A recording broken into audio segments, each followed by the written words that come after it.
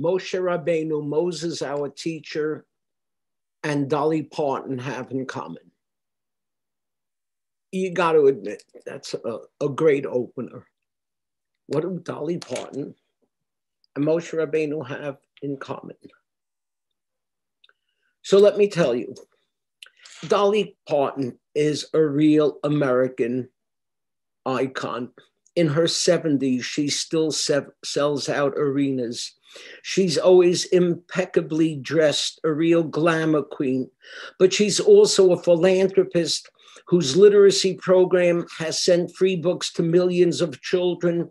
And on top of that, she helped fund Moderna's COVID-19 vaccine. And then she refused to jump in line to get it early. Dolly Parton is so highly thought of that in January, the Tennessee state legislature considered a bill to put a statue of Parton on the Capitol grounds. In the words of the bill itself, at this point in history, is there a better example, not just in America, but in the world, of a leader that is a kind, decent, passionate human being? And you know what happened? She turned it down. In her words, given all that is going on in the world, I don't think putting me on a pedestal is appropriate at this time. How many popular figures? How many important leaders feel that way these days? Putting their people before themselves. Moshe did just that in this week's Torah portion. Moshe is atop Mount Sinai. The Jews think that he has died, has not returned, and they build a golden calf. And God is so angry at the Jewish people that he says, I'm going to destroy them. I'm going to wipe them out. And he tells Moshe, I will make a new nation out of you. Can you imagine what a tempting offer that is?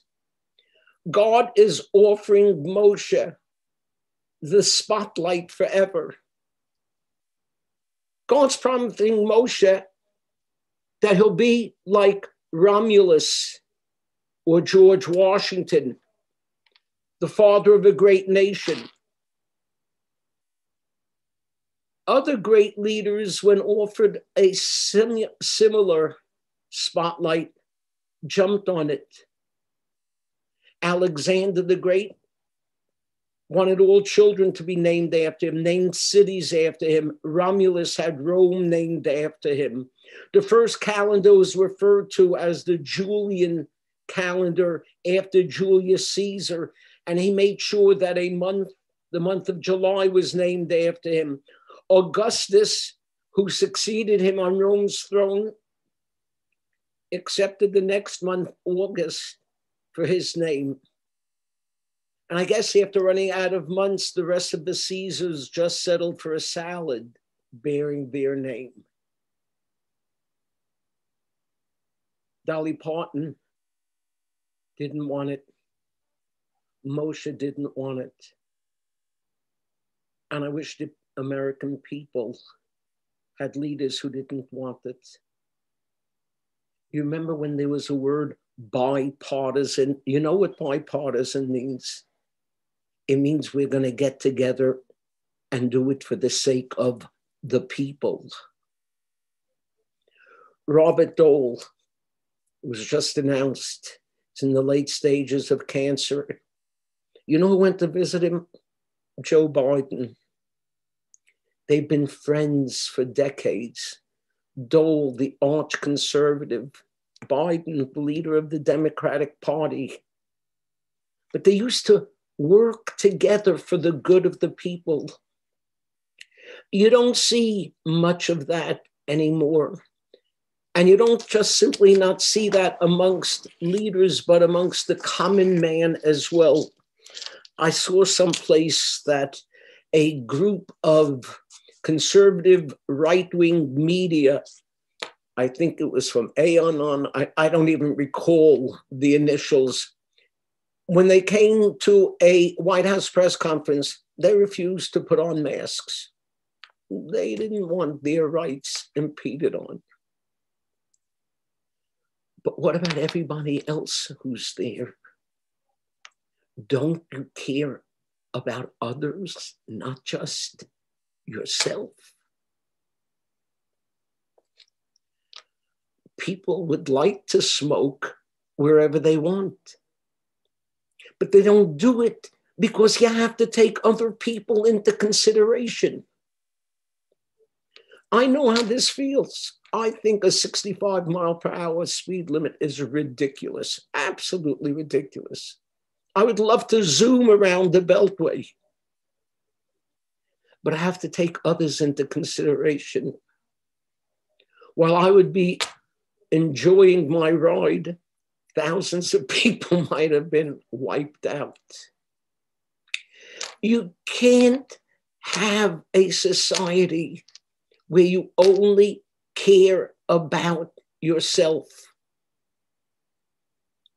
Jonathan Sacks, in the last book he wrote, differentiates between the I and the we. And he bemoans the fact that our country has become a country of I's. People only caring about themselves and what's in their own best interests. Remember how Moshe responded when God said, I'll start a new people starting with you? And Moshe said, oh, no. If that's the case, take my name out of your book.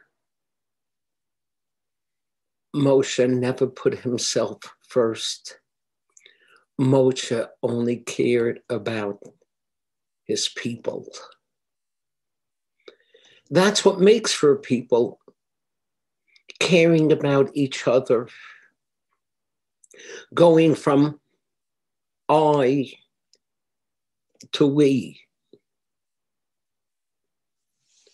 You know, we learn that not just from the Torah, but from the founding document of our country. We, the people. What about you and me? Who do we put first? Remember Dolly Parton? Remember Moshe? Remember we, the people. Shabbat Shalom.